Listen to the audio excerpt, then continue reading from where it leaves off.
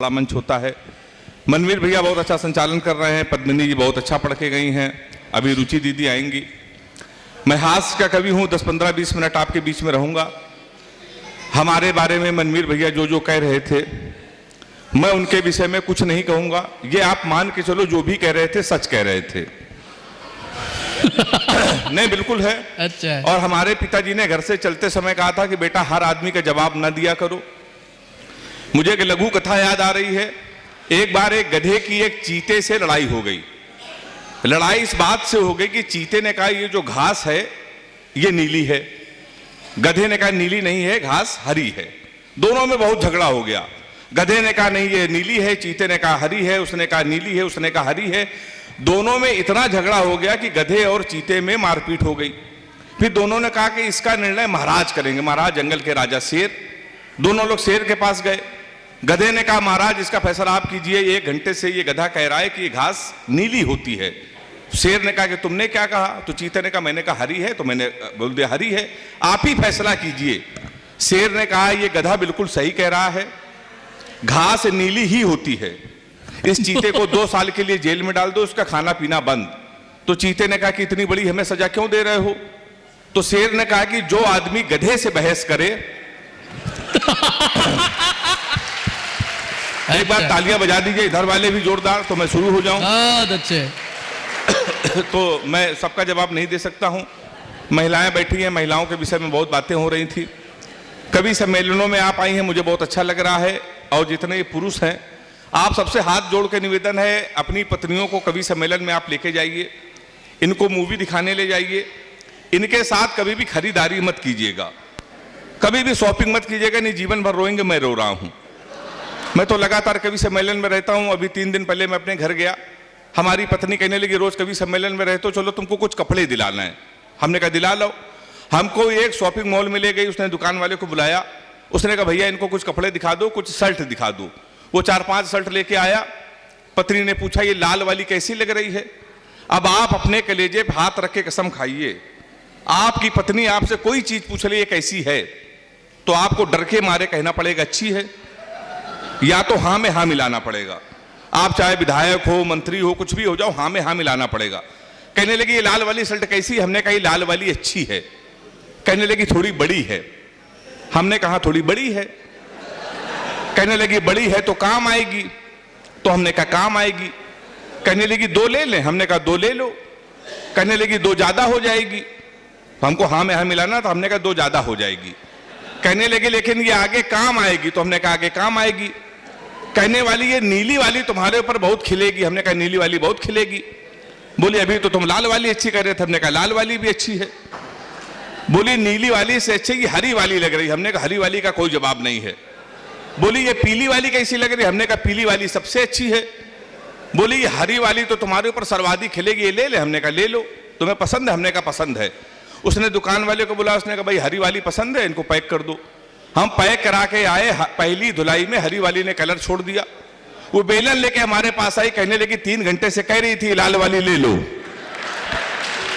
सारे लोग ताली बजाओ, नहीं हाथ यही रहेगा मेरा। तो बिल्कुल मैं भाई साहब बहुत डरता हूं। अभी लपेटे में नेताजी में मैं लगातार आता हूं, आप लोगों ने देखा होगा, उसमें नेताओं को लपेटता हूं। बीजेपी के नेताओं को मैं कसम खा के कह रहा हूं बिल्कुल नहीं लपेटता हूं, सही बता रहा हूं भैया। आप मेरा कोई भी एपिसोड उठाने के लिए सर वागीश जी, मैं बीजेपी के नेताओं को नहीं लपेटता हूं। उसके 2 कारण हैं। पहला कारण यह है कि मैं कानपुर का हूं। दूसरा कारण यह है कि मैं कार से चलता हूं। जिस दिन बीजेपी वाले की कार पलटी थी, कानपुर वाले की, तो हमने कसम खा ली हम बीजेपी वालों को कभी नहीं निपटाएंगे। ताली बजा सकते हैं आप लोग जोरदार। बता रहा हूं मैं आपको। हाँ सर, मैं बिल्कुल नहीं लपेटता हूं।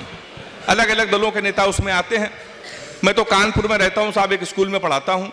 हाथ से कभी अगर टीचर हो जाए तो बच्चे का भविष्य आप समझ सकते हैं। हमने अपने ही स्कूल के एक बच्चे से पूछा, हमने कहा बेटा ये बताओ 1 किलो रुई और 1 किलो लोहा, दोनों में भारी क्या होगा? उसने कहा मास्टर साहब लोहा भारी होगा। मैंने कहा बेवकूफ, मैं जो तुमसे कह रहा हूं कि 1 किलो रुई 1 किलो लोहा, जब दोनों 1 किलो है तो लोहा कैसे भारी होगा? उसका जवाब सुनिएगा। उसने कहा मास्टर साहब आप हमको 1 किलो रुई फेंक के मारिए, हम आपको 1 किलो लोहा फेंक के मारते हैं। लेकिन तालियां कमजोर है आपकी। हाँ, आप सही है। आप जान जाएंगे क्या भारी होगा। हमने दूसरा क्वेश्चन पूछा, हमने कहा हिंदुस्तान में सबसे तेज उड़ने वाले पंछी का क्या नाम है? उसने जवाब दिया हाथी। हमने खड़े हो जाओ, तुम्हारे बाप क्या करते हैं? उसने कहा योगी जी के बुलडोजर चलाते हैं। हमने कहा बैठ जाओ, हाथी सही जवाब। हाँ, बहुत अच्छे। तो भाई साहब मास्टर भी बड़ा होशियार होता है। मैं उसी कानपुर से आया हूं। बहुत अद्भुत लोग आप मिलते हैं। आप पूरी दुनिया में कहीं चले जाइए, आप कभी कानपुर आइएगा तो आपको लगेगा इतने अद्भुत प्राणी कानपुर में क्यों रहते हैं। आप कभी बनारस जाइए, रेलवे स्टेशन पर उतरिए तो वहां लिखा रहता है बनारस का पान आपका स्वागत करता है। आप कभी आगरा जाइए, वहां उतरिए, वहां लिखा रहेगा आगरा का पेठा आपका स्वागत करता है। हमारे कानपुर आइए, रेलवे स्टेशन पर उतरिए, वहां लिखा रहता है रूपानी चप्पल आपका स्वागत करता है। मैं साहब उसी कानपुर से आया हूं। और आदरणीय वागीश जी, मैंने तो जीवन का सबसे बड़ा पाप ये किया, कानपुर वाले से कुल टाइम पूछ लिया। मैं दिल्ली कवि सम्मेलन में गया तो मेरी घड़ी खराब, कानपुर रेलवे स्टेशन पर उतरा मेरी घड़ी खराब, और मेरे जीवन का सबसे बड़ा पाप कानपुर वाले से टाइम पूछ लिया। हमने कहा भाई साहब टाइम क्या हो रहा है? हमसे कहने लगा ऐसा गुरु तुरंत यहां से निकल लो, टाइम बहुत खराब है। और हमारे मुंह बिल्कुल मत लगना, नहीं तो तुम्हारा टाइम भी खराब हो जाएगा। तो हमने कहा भाई टाइम ना बता दे तो ये बता दे तेरा मूड क्यों खराब है, उसका जवाब सुनिएगा। हमने कहा तुम्हारा मूड क्यों खराब है? उसने कहा भाई साहब एक लड़की से हमने इतना कहा कि बड़ी कमजोर है, कुछ खाया कर, वो हमारा 50,000 रुपए खा गई। तुम साले हमारे मुंह लगे हुए, हम बहुत भरे बैठे हैं। तुमने कहा इसमें ऐसा क्या है? कहने का भाई साहब एक लड़की के चक्कर में 5 साल से लगे थे, हम समझते थे हमसे प्यार करती, मुझसे प्यार करते हैं। तुमने इसमें हुआ क्या? कहीं हुआ कुछ नहीं, हमारे नगर निगम का चुनाव चल रहा है, उसको मिल गई है पार्षद की टिकट, पूरे शहर में होल्डिंग लगी है युवा दिलों की धड़कन पुष्पा पाल। तुम साले हमसे टाइम पूछ रहे हो? लोग तो नारा लगा रहे हैं मोहर मारो तान के पुष्पा को पहचान के। कल एक लड़का कान में नारा लगा रहा था लैया बड़ी करारी है, पुष्पा पाल हमारी है। तो हमारा भाई साहब उत्तर प्रदेश बहुत अद्भुत है। मैं सही बता रहा हूं आपको, इतना अद्भुत है मैं आपको बता ही नहीं सकता। हम लोग कानपुर में तमाम कवि सम्मेलन कराते हैं, मनमीर भैया आते हैं, कहेंगे यार इतने बड़े कवि सब मनमीर भाई हमारे वीर रस के अद्भुत कवि हैं। अभी जब नीरज चोपड़ा ने भाला फेंक के स्वर्ण पदक जीता तो एक वीर रस के कवि ने कहा कि यही भाला हम पाकिस्तान में फेंक दें तो पाकिस्तान तो निपट जाएगा। हमने कहा यार इसमें हिंदुस्तान की बेइज्जती है, भाला इतना बड़ा, पाकिस्तान इतना बड़ा। मैंने 4 लाइन में पाकिस्तान को निपटा दिया है। आपको लगे हाथ से कभी भी निपटा सकते हैं तो दोनों हाथ उठा के मेरा समर्थन करना। पहले सुन लीजिए, हमने कहा कपड़े जिसपे टंगते हैं वो कीली फेंक के मारेंगे, कपड़े जिसपे टंगते हैं वो कीली फेंक के मारेंगे, कसी हुई ना मिल पाई तो ढीली फेंक के मारेंगे। जो भाला फेंका नीरज ने वो चीन की खातिर रखा है, पाकिस्तान तुमको तो हम तीली फेंक के मारेंगे। बहुत अच्छे। तो हम भाई साहब ऐसा ही निपटा देते हैं। सही बता रहा हूं आपको, पाकिस्तान 2 कौड़ी का पाकिस्तान, वो भी हमसे मैच हार गया। कह रहा हम कश्मीर ले लेंगे, कश्मीर ले लेंगे। हमने कहा बेवकूफ, एक टिप्पणी कर रहा हूं, मजा आ जाए तो ताली बजाना। पाकिस्तान कह रहा कश्मीर ले लेंगे। हमने कहा पाकिस्तान सीमा हैदर तो तुम हमसे ले नहीं पा रहे हो,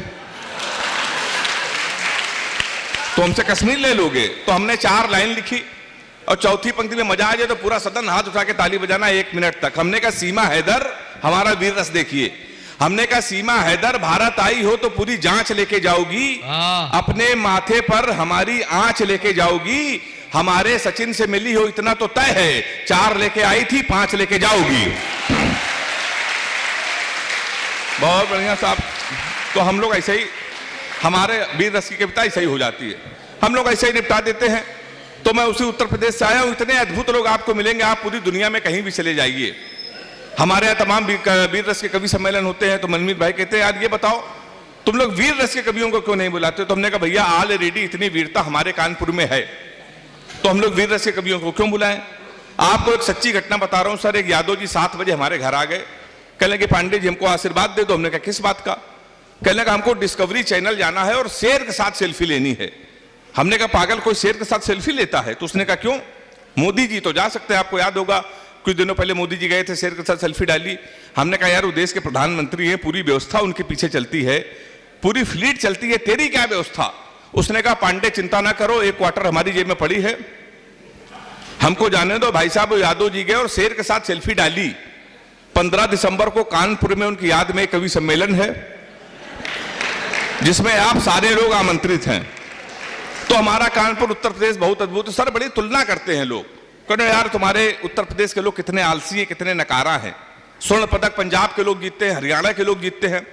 तुमने कहा भाई साहब हरियाणा के बच्चों में हमारे उत्तर प्रदेश के बच्चों में बहुत अंतर है। एक एक अंतर पे मजा आ जाए तो आप ताली बजाना। हमने कहा बहुत अंतर है। हरियाणा का बच्चा सर सुबह 4 बजे जगता है, सबसे पहले वो जाता है जिम, 4-5 घंटे जिम करता है, वहां से आता है मॉर्निंग वॉक करता है, हिंदुस्तान टाइम्स पढ़ता है, 4-5 किलो फल खाता है, वो सो जाता है। शाम को 5 बजे फिर वो सो के उठता है, फिर वो फल खाता है, फिर वो सो जाता है। हमारे उत्तर प्रदेश के लड़के 9:30 बजे सुबह सो के उठते हैं, वो भी तब जब उनका बाप उनको लतियाता है। सबसे पहले वो जाता है घर के नजदीक पुलिस चौकी, दरोगा के साथ एक सेल्फी लेता है, फेसबुक में पोस्ट करता है, नए चौकी इंचार्ज रामकिशोर कनौजिया भाई साहब का सानिध्य प्राप्त हुआ। फिर वो आके सो जाता है।